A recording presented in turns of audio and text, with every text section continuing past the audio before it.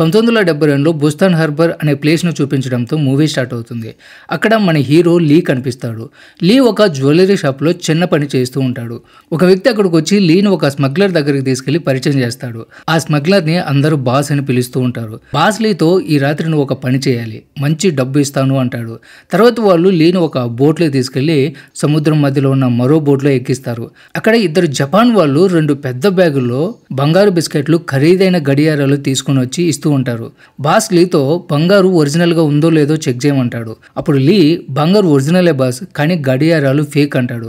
ఇంతలో ఒక సైరన్ శబ్దం వినిపిస్తుంది. కొరియన్ కస్టమ్స్ వాళ్ళు ఆ బోట్లోకి వచ్చేసి ఉంటారు. అందరూ తొందరగా బంగారాన్ని, గడియారాలను తీసుకోవడానికి ట్రై చేస్తూ ఉంటారు. కస్టమ్స్ ఆఫీసర్స్ బోటు మొత్తం గాలించి వెతుకుతూ ఉంటారు. అప్పుడు బాస్ లీకి ఒక బ్యాగ్ ఇచ్చి ఈ బ్యాగ్ తీసుకుని ఎలాగైనా తప్పించుకుంటాడు. లీ వెంటనే బ్యాగ్తో సముద్రంలోకి దూకేస్తాడు. కానీ చివరికి లీని కూడా కస్టమ్స్ వాళ్ళు పట్టేసుకుంటారు. ఇక్కడ సీన్ కట్ అయిపోతుంది. తర్వాత సీన్లో అసలు విషయం తెలుస్తుంది. ఇదంతా కూడా బాస్ వేసిన ప్లాన్ అని మనకు అర్థమవుతుంది. ఆ కస్టమ్స్ ఆఫీసర్స్ కూడా బాస్ సైడ్ వాళ్ళే. వాళ్ళు జపాన్ వాళ్ళ బంగారం తీసుకున్నారు, కానీ వాళ్ళకి ఇవ్వాల్సిన డబ్బులు మాత్రం ఇవ్వలేదు. తర్వాత బాస్ లీకి పెద్ద మొత్తంలో డబ్బులు ఇస్తాడు. సో దీని తర్వాత లీ పూర్తిగా బాస్ కోసం పనిచేయడం మొదలు పెడతాడు. జపాన్ నుంచి స్మగుల్ అయ్యే నగలు, రైస్ కుక్కర్లు, షూ లాంటివి కొరియాలో వివిధ చోట్లకు సరఫరా చేయడం లీ పని. ఒకరోజు బాస్ లీకి ఒక షిప్పింగ్ కంపెనీ ఓనర్ను పరిచయం చేస్తాడు. ఆ వ్యక్తి పేరు గ్యాంగ్. ఏదైనా షిప్ బాగలేకపోతే రిపేర్ చేయడానికి గ్యాంగ్ కంపెనీకి అప్పగిస్తారనమాట. ఈ కారణంగా ఇప్పుడు బాస్ గ్యాంగ్తో ఒక సీక్రెట్ ఒప్పందం చేసుకోవాలనుకుంటాడు. ఆ ఒప్పందం ప్రకారం గ్యాంగ్ దగ్గరికి సర్వీస్ కోసం వచ్చే అమెరికన్ మిలిటరీ షిప్స్ను బాస్ తన స్మగ్లింగ్ కోసం ఉపయోగించుకోబోతున్నాడు. తర్వాత లీ బాస్ ఇచ్చిన డబ్బుని గ్యాంగ్కి ఇచ్చి తిరిగి ఇంటికి వచ్చేస్తాడు. ఇక్కడ లీ తన భార్య, 3 పిల్లలతో కలిసి ఒక సాధారణ కుటుంబంలో జీవించేవాడు. అతని భార్య సియను ఒక లోకల్ చర్చి ఫాదర్ కుమార్తె. కానీ లీకి వచ్చే ఆదాయం చాలా తక్కువ. ఈ కారణంగా వాళ్ళు ఇల్లు అద్దె కట్టలేక చర్చిలోనే ఉంటూ జీవించేవాళ్ళు. ఇంటికి వచ్చిన తర్వాత లీ తన పిల్లలతో కలిసి ఆనందంగా మ్యూజిక్ పెట్టి డాన్స్ చేస్తూ ఉంటాడు. అప్పుడే ఒక అమ్మాయి వచ్చి నీ బ్రదర్కి ప్రాణహాని ఉంది అంటుంది. అలా అనగానే లీ వెంటనే అక్కడి నుంచి వెళ్ళిపోతాడు. అక్కడ కొంతమంది గోండాలు లీ బ్రదర్ని కొడుతూ ఉంటారు. అప్పుడు లీ వాళ్ళను కొట్టకుండా లీ తన బ్రదర్ను కొట్టేసి ఎన్నిసార్లు చెప్పాలి నీకు, గొడవలు పడొద్దని అంటాడు. తర్వాత గోండాలతో నా బ్రదర్ పొరపాటుగా ఏదైనా చేసి ఉంటే మన్నించి వదిలేయండి అంటాడు. అంతలోనే అక్కడికి ఆ గ్యాంగ్ లీడర్ వస్తాడు. పేరు క్రిస్టోఫర్. అతన్ని చూస్తే ఈ ఏరియా డాన్ ఇతనే అనిపిస్తుంది. లీ బ్రదర్ క్రిస్టోఫర్ వాళ్ళతో ఏదో గొడవ చేశాడంట. అందుకే వాళ్ళు అతను కొట్టుంటారు. తప్పు లేదు కాబట్టి లీ అతని పాదాల మీద పడిపోయి మన్నించమని కోరుకుంటాడు. అప్పుడు క్రిస్టోఫర్ ఒక బీర్ టిన్ని తీసుకుని అందులో మూత్రం పోస్తాడు. లీకి ఇచ్చి ఇది తాగమని చెప్తాడు. సో లీ తన బ్రదర్ని కాపాడుకోవడానికి లీ దాన్ని తాగేస్తాడు. తర్వాత అతన్ని హాస్పిటల్కి తీసుకెళ్లి చికిత్స చేస్తాడు. బయటకు వచ్చేసరికి బాస్ మనిషి అక్కడికి వచ్చి మన స్మగ్లర్ ఒకడు ఫైల్స్తో హాస్పిటల్లో పడుకుని ఉన్నాడు. కానీ అతని కాంట్రాక్ట్ ప్రకారం ఈరోజు ఒక డ్రగ్ కన్సైన్మెంట్ జపాన్కి వెళ్లాల్సి ఉంది, నువ్వు చేయగలిగితే చెప్పు అంటాడు. ఇప్పటికే లీ రైస్ కుక్కర్, షూస్ వంటి చిన్న వాటి స్మగ్లింగ్ చేస్తూ బోర్ ఫీల్ అయి ఉంటాడు. డబ్బు అంతగా రావడం లేదు. అందువల్ల డ్రగ్స్ స్మగ్లింగ్ చేయడానికి వెంటనే ఓకే చెప్పేస్తాడు. ఎందుకంటే ఎక్కువ డబ్బు వస్తుంది కదా. తర్వాత అదే రాత్రి లీ అతని బ్రదర్తో కలిసి బోట్లో జపాన్కి బయలుదేరతాడు. అక్కడికి వెళ్ళి కన్సైన్మెంట్ బాగానే డెలివరీ చేస్తారు. అక్కడ గ్యాంగ్ లీడర్ జానీ వస్తాడు. జానీ జపాన్లో చిన్న స్థాయి గ్యాంగ్స్టర్ అయినా కూడా పుట్టింది కొరియాలోనే. అతను లీతో కొరియన్ భాషలో మాట్లాడతాడు. దీంతో లీకి చాలా ఆనందంగా ఉంటుంది. తర్వాత ఆ రాత్రి ఇద్దరు బార్లో కూర్చొని తాగుతూ ఉంటారు. అప్పుడు జానీ జపాన్లో డ్రగ్స్ సప్లై చేస్తూ ఎవడైనా పట్టుబడ్డాడంటే ఇక్కడ కాల్ చేస్తారు. ఇక్కడ దేశం చాలా వేగంగా అభివృద్ధి చెందుతూ ఉంది. అలాంటప్పుడు డ్రగ్స్ తెస్తే ఈ దేశం చెడిపోతుంది. అందుకే శిక్ష చాలా గట్టిగా ఉంటుంది. డ్రగ్స్ను మేము కొరియాలో తయారు చేసి ఇక్కడికి తెప్పిస్తాం. ఎందుకంటే కొరియా నీళ్లు జపాన్ నీళ్ళ కంటే చాలా తలతల్లాడుతూ బాగా ఉంటాయి. అక్కడ నీటితో తయారయ్యే డ్రగ్స్ క్వాలిటీ ఉంటుంది. జపాన్ నుంచి కెమికల్స్ ఇస్తారు. సో డ్రగ్స్ కొరియాలో తయారు చేసి మళ్ళీ ఇక్కడే అమ్ముతాం. ఇందులో లాభం ఎలా వస్తుందంటే నీ ఊహకు కూడా అందదు అంటాడు. తర్వాత రోజు ఉదయం కొరియాలో బాస్ ఆఫీస్ పైన కొరియన్ CIA టీం దాడి చేస్తుంది. బాస్ వెంటనే కష్టంలో ఉన్న తన ఫ్రెండ్కి కాల్ చేసి నువ్వు ఉండగా ఇలా దాడి ఎలా జరుగుతుంది అంటాడు. వాడు నేనేం చేయలేనని చెప్పేస్తాడు. దాంతో బాస్ భయంతో ఎలాగైనా సరే నన్ను కాపాడు, అవసరమైతే లీని వాళ్ళకి ఇచ్చేస్తాను అంటాడు. సో లీ ఇక్కడ జపాన్ నుంచి కొరియాకి తిరిగి వస్తూ ఉన్నప్పుడు లీని కొరియన్ CIA టీం అరెస్ట్ చేస్తుంది.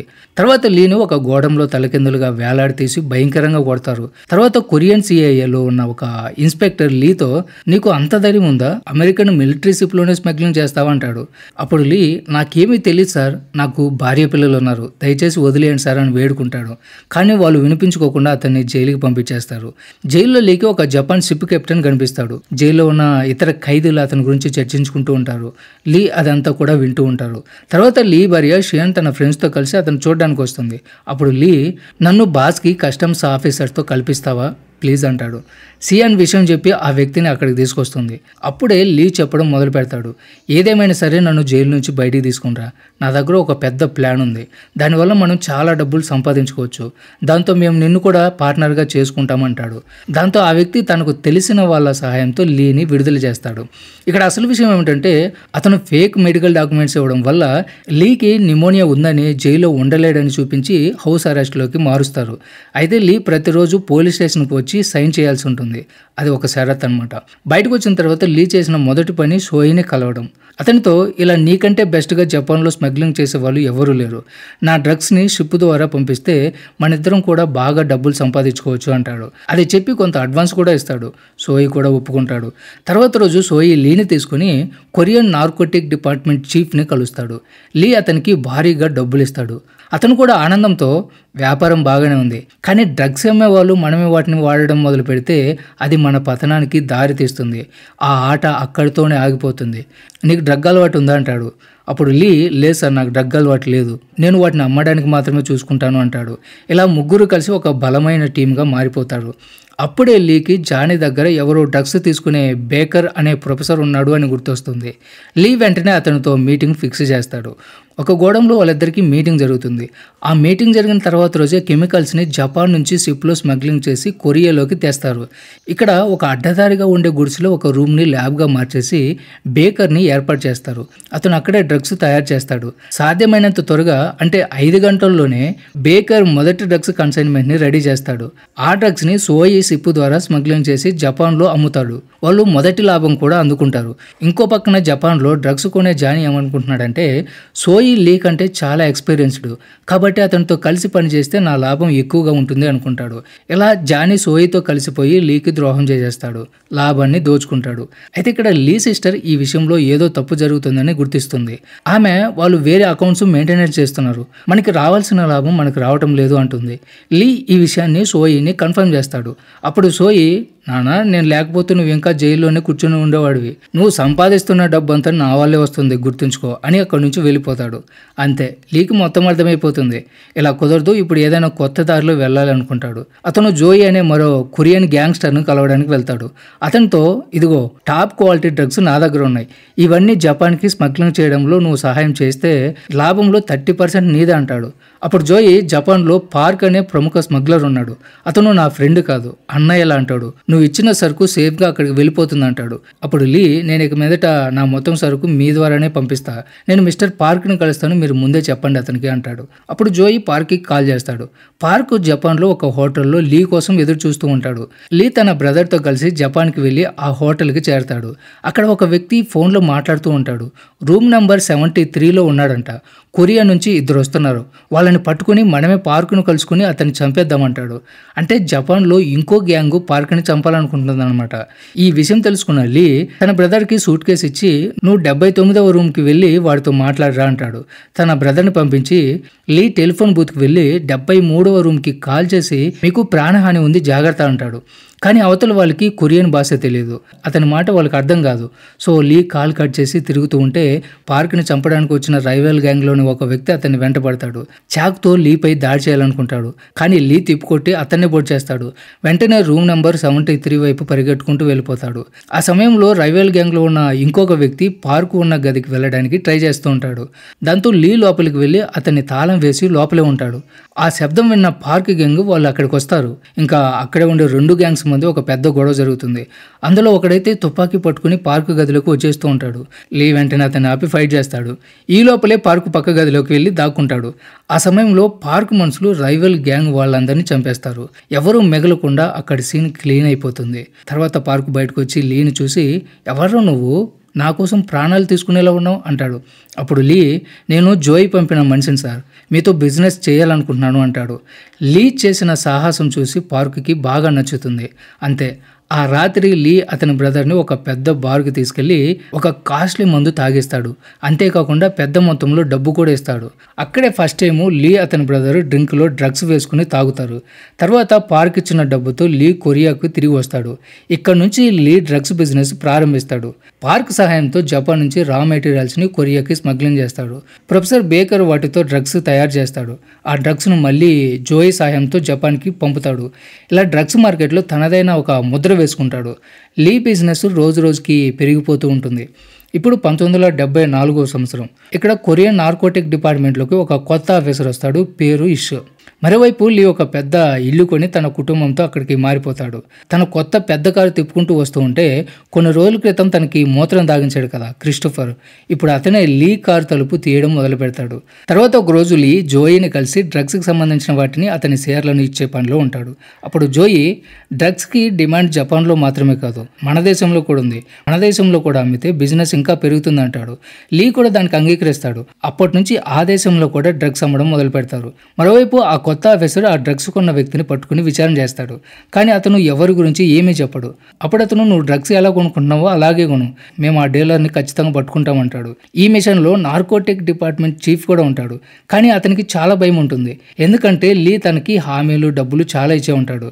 అయితే ఇక్కడ చీఫ్ ఒక ఐడియా వెతుక్కుంటాడు. ఒక ట్రక్ ఒక హాస్పిటల్ ఎదుట నిలబడి ఉంటుంది. అందులో ఒక వ్యక్తి విషసర్పం కోరికిందని ఫేక్ కాల్ హాస్పిటల్కి వెళ్తుంది. డాక్టర్లు నర్సులు పరిగెత్తుకుంటూ వచ్చి ట్రక్ని చెక్ చేయడం మొదలు పెడతారు. అందులో డ్రగ్స్ డీలర్ కారు అక్కడికి వస్తుంది. వాళ్ళు లోపల పోలీసులు ఉన్నారని గుర్తించి కార్ని రివర్స్ చేస్తారు. అయితే ఆ ఆఫీసర్ వెంటనే ట్రక్తో వాళ్ళని వెంటాడి పట్టుకుంటారు. స్టేషన్లో వాళ్ళని విచారించినప్పుడు లీ పేరు చెప్తారు. అప్పుడు ఈషా అనే వ్యక్తి చీఫ్ని, లీ ఎక్కడ ఉన్నాడు, వెంటనే ట్రాక్ చేయండి అంటాడు.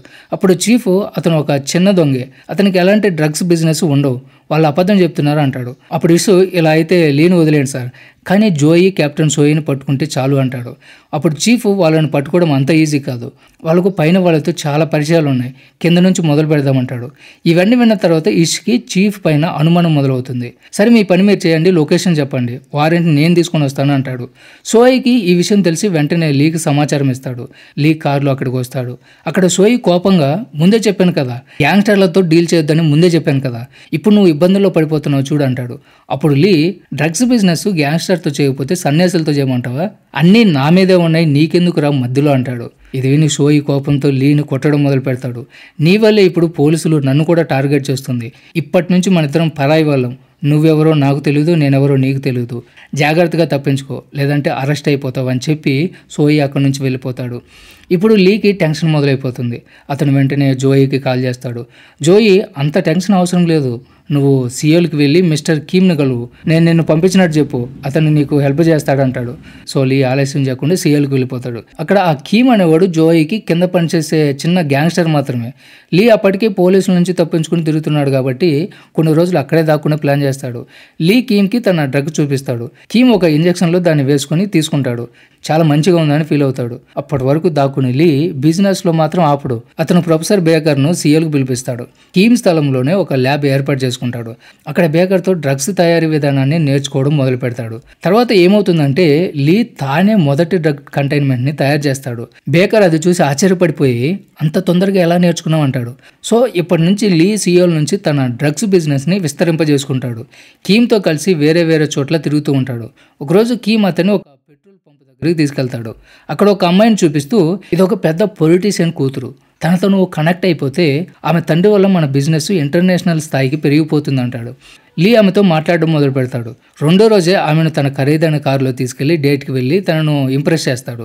ఇప్పుడు లీ కొత్త పేరుతో కొత్త వ్యక్తిత్వంతో సీఈఓలో జీవించసాగుతూ ఉంటాడు. తను ఒక పెద్ద ఫుడ్ ఎక్స్పోర్ట్ కంపెనీ సీఈఓ అని అందరికీ చెప్తాడు.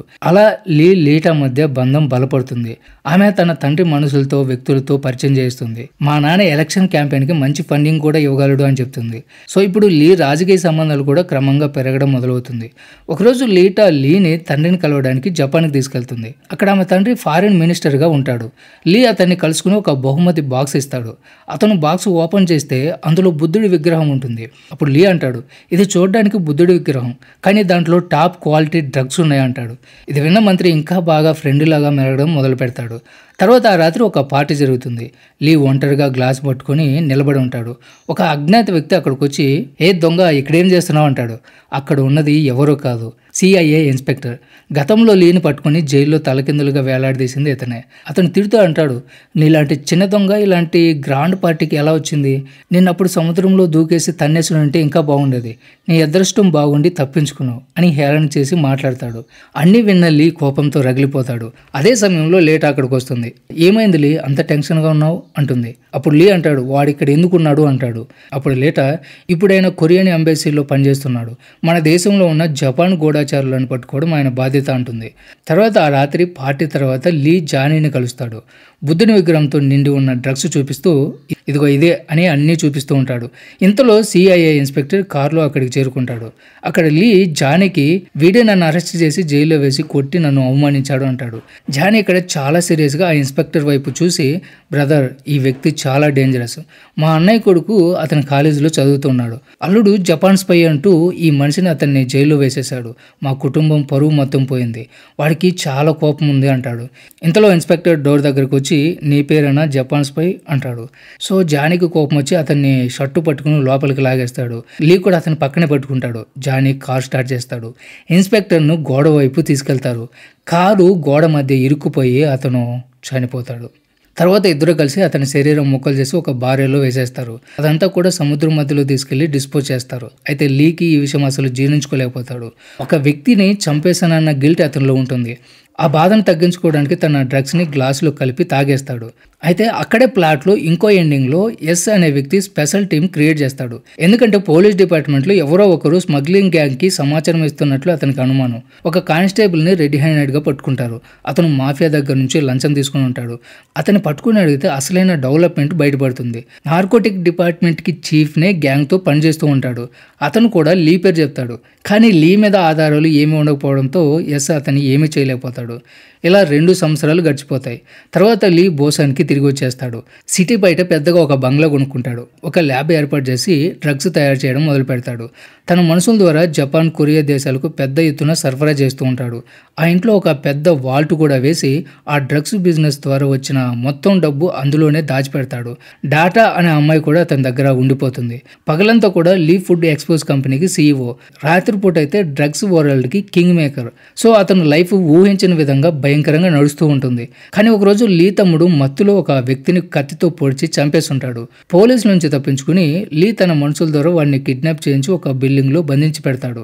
ఆ రాత్రి లీ అతని వద్దకు వెళ్తాడు. అప్పుడు తమ్ముడు, నీ బిజినెస్లో నాకు నా వాటా ఇవ్వాల్సిందే, నన్ను మోసం చేశావని కోపంతో లీ చెవిని కొరుకుతాడు.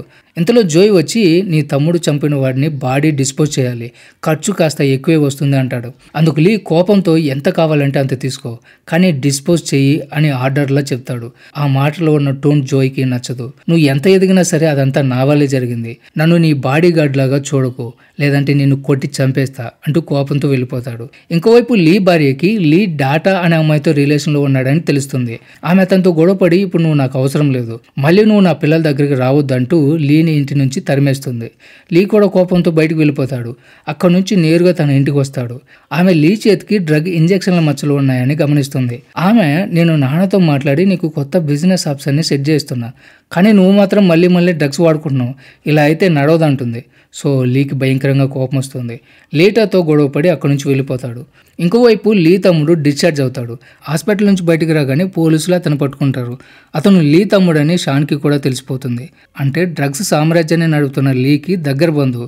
షాన్ లీ తమ్ముడిని బ్రెయిన్ వాష్ చేస్తాడు. నీ అన్నయ్య బిజినెస్లో ఎన్నో కోట్లు సంపాదించాడు, కానీ నీకు ఒక్క పైసా కూడా ఇవ్వలేదంటాడు. తర్వాత ఆ రాత్రి లీ తమ్ముడు లీకి ఫోన్ చేసి, అన్నా నన్ను పట్టించుకోవడం మానేసావా, నేను ఆకలితో చచ్చిపోతున్నాను, త్వరగా రా అంటాడు. అది విని లీ బెత్తరిపోతాడు. వెంటనే అక్కడికి వెళ్తాడు. కానీ అక్కడ పోలీసులు అతన్ని అరెస్ట్ చేస్తారు.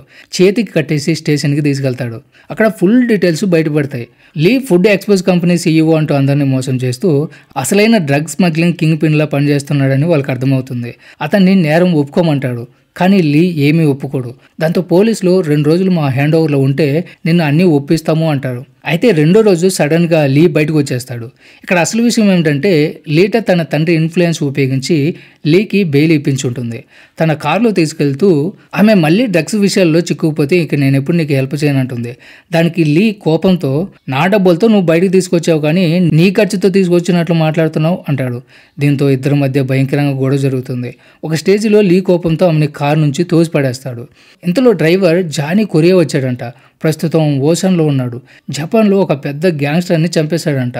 ఆ గ్యాంగ్ వాళ్ళు ఇప్పుడు అతన్ని హంట్ చేస్తున్నారు. దాంతో వాడు తిరిగి కొరియాగా వచ్చి దాక్కున్నాడు అంటాడు. తర్వాత ఆ రాత్రి జానీ లీకి ఫోన్ చేసి హెల్ప్ అడుగుతాడు. లీ అంటాడు, నన్ను ఇప్పటికే పోలీసులు ట్రాక్ చేస్తున్నారు, నిన్ను కాపాడడానికి వెళ్ళి నేను పడిపోతున్నాను అంటాడు. దానికి జానీ బెదిరిస్తూ అయితే నీ సీక్రెట్స్ అన్ని పోలీసులకు చెప్పేస్తా అని ఫోన్ కట్ చేస్తాడు. లీ మరుసటి రోజు క్రిస్టోఫర్ని కలుస్తాడు. వాళ్ళు నన్ను ఇబ్బంది పెడుతున్నారు, సైలెంట్ చేయాలంటే నీ హెల్ప్ నాకు కావాలంటాడు. తర్వాత ఆ రాత్రి ఒక కానిస్టేబుల్ షాన్కి జాన్ అనే వ్యక్తి నాకు ఫోన్ చేసి లీ గురించి కొన్ని సీక్రెట్లు చెప్పాలనుకుంటున్నాడు అంటాడు. దాంతో షాన్ వెంటనే జానీని పట్టుకునేందుకు బయలుదేరతాడు. ఇంకోవైపు స్టూడెంట్స్ ప్రభుత్వం మీద ప్రొటెస్ట్ చేస్తూ ఉంటారు. జోయ్ తన ఇంటి స్విమ్మింగ్ పూల్ పక్కన డ్రగ్ ఇంజెక్షన్ వేసుకుంటూ ఉంటాడు. ఆ టైంలో క్రిస్టోఫర్ తన గ్యాంగ్తో వచ్చి డోర్ బద్దలు కొట్టుకుని లోపలికి వస్తారు. వాళ్ళందరూ కలిసి జోయ్ని కత్తులతో పొడిచి చంపేస్తారు. షాన్ మాత్రం జోయ్ కోసం వెతుకుతూ ప్రొటెస్ట్ మధ్యలో ఉండిపోతాడు.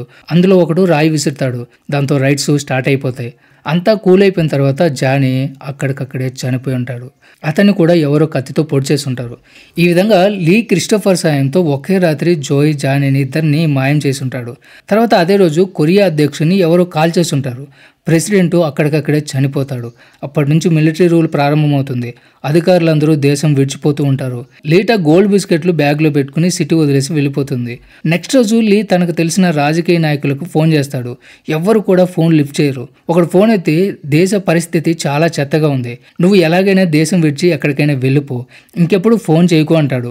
అప్పుడు లీకి ఇప్పటి వరకు తన దగ్గర నుంచి లంచం తీసుకున్న వాళ్ళంతా దేశం విడిచి పారిపోయారని అర్థమవుతుంది. లీ తన పెద్దంట్లో ఒంటరిగా బందీగా జీవిస్తూ ఉంటాడు. రోజు ఇంజెక్షన్లు వేసుకుంటూ ఉంటాడు. ప్రతి క్షణం అతనికి భయంగా ఉంటుంది. ఎవరైనా వచ్చి తనని పట్టుకుంటారేమో అనుకుంటాడు. ఇలా 2 నెలలు గడిచిపోతాయి. డ్రగ్స్ వాడుతూ అతను పిచ్చోల్లాగా మారిపోతాడు. ఒకరోజు లీ తన భార్య షియాన్కి ఫోన్ చేసి ఇంట్లోకి ఎవరో వచ్చి నన్ను చంపాలనుకుంటున్నారు, నేను ఎవరిని కూడా వదలను, నా దేశం కోసం ఎంత త్యాగం చేశానో తెలుసా, నన్నెవరు కూడా టచ్ చేయలేరు, ఇలా ఏవేవో మాటలు చెప్తూ ఉంటాడు. అతని ఫోన్ ట్రేస్ చేసి షాన్ తన టీంతో కలిసి లీ ఇంటికి వెళ్తారు. అయితే లీ డ్రగ్స్ తిన్న ఎఫెక్ట్తో వాళ్ళు జపనీస్ అన్నట్లు ఫీల్ అయిపోతాడు. జపాన్ కొరియాని ఆక్రమించిందని భ్రమపడతాడు. తన గన్ తీసుకుని ఫైరింగ్ స్టార్ట్ చేస్తాడు. ఆ పరిస్థితి చూసి వాళ్ళు వెంటనే స్వాట్ టీంని పిలిపిస్తారు. ఇంటి చుట్టూ అంతా సెక్యూరిటీ ఉంటుంది. అప్పటికే తన గన్ను రీలోడ్ చేస్తూ ఉండగా షాన్ లోపలికి ఎంటర్ అయిపోతాడు. లీని గన్ పాయింట్లో పట్టుకుంటాడు. అయితే లీ కూడా ఒక పిస్టల్ తీసి తనను తానే షూట్ చేసుకోవడానికి ట్రై చేస్తాడు. కానీ పోలీసులు అడ్డుకుంటారు. గుండెకి కాకుండా భుజానికి గాయమవుతుంది. సో అతన్ని హాస్పిటల్కి తీసుకెళ్తారు. చికిత్స పూర్తయిన తర్వాత షాన్ ఇప్పుడు నీ వద్ద 2 ఆప్షన్లు ఉన్నాయి. ఒకటి జీవితాంతం జైల్లో కూర్చోవాలి, లేదా నువ్వు ఎవరికి లంచం ఇచ్చావో వాళ్ళ పేర్లు చెప్పు, నేను నిన్ను వదిలేస్తాను, మళ్ళీ నీ భార్య పిల్లలతో శాంతంగా జీవించవచ్చు అంటాడు. అప్పుడు లీ ఒక డైరీ ఇస్తాడు. అందులో ఎవరు ఎప్పుడు ఎంత తీసుకున్నారో డీటెయిల్స్ ఉంటాయి. ఆ ఆధారంగా షాన్ ఆ అధికారులందరినీ కూడా అరెస్ట్ చేస్తాడు. దీనివల్ల లీ 5,000 కోట్ల డ్రగ్ సామ్రాజ్యానికి పూర్తిగా ఎండ్ అవుతుంది. తర్వాత కొత్త ప్రభుత్వం ఏర్పడుతుంది. సుప్రీంకోర్టు లీకి 15 సంవత్సరాలు జైలు శిక్ష విధిస్తుంది. ఇప్పటి నుంచి కొరియాలో డ్రగ్స్ మీద ఎన్నో కొత్త చట్టాలు వస్తాయి. కానీ ఇప్పటికీ కూడా డ్రగ్స్ మార్కెట్ కొనసాగుతూనే ఉంటుంది. ఈ సీన్తోనే మూవీ ఎండ్ అవుతుంది. సో ఇది ఫ్రెండ్స్ ఇవాళ video. Don't forget subscribe. Thanks for watching.